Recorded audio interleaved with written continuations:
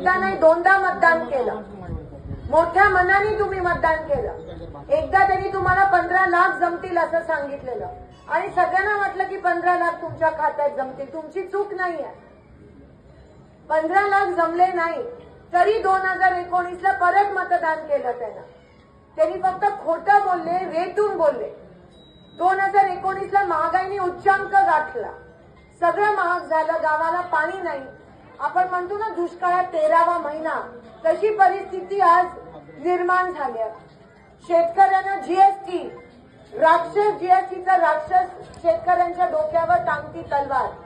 अजून पीक विम्याचे पैसे भेटले नाही, दुधाला दर नाहीये, कांद्याची निर्यात बंद आहे, सोलापुरात अजून विमान सेवा सुरू नाही झाली, ती चिमणी पाडली कारखान्याची, अशी चिमणी पाडली जणू काय ते विमान आकाशातच होतं।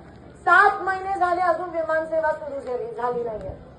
10 वर्ष झाले त्यांनी एक पण फोन करून विमान सेवा सुरू केली नाही सोलापुरात।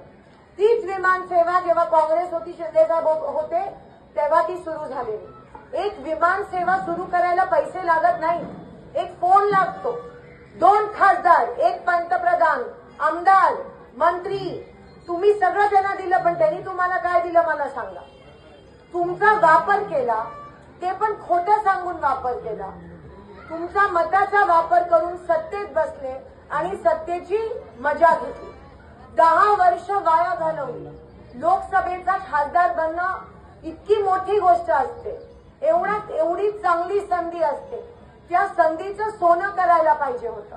सोलापूरसाठी कोट्यावधी रुपये आणायला पाहिजे होतं, लोकसभेमध्ये 10 वेळेस भाषण करायला पाहिजे होतं। 10 वर्षात काय केलं मी यांना लेखाजोखा विचारते।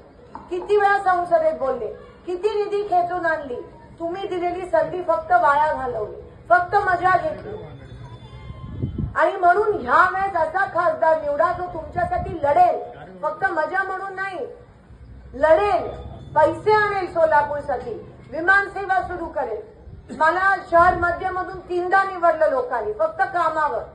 मी राजकारणात सत्तेसाठी किंवा टक्केवारीसाठी आली नाहीये, म्हणून माझ्यापासून तुम्हाला त्रास काही होणार नाही, पण मी काम करते, मी शब्दाची आणि कामाची पक्की।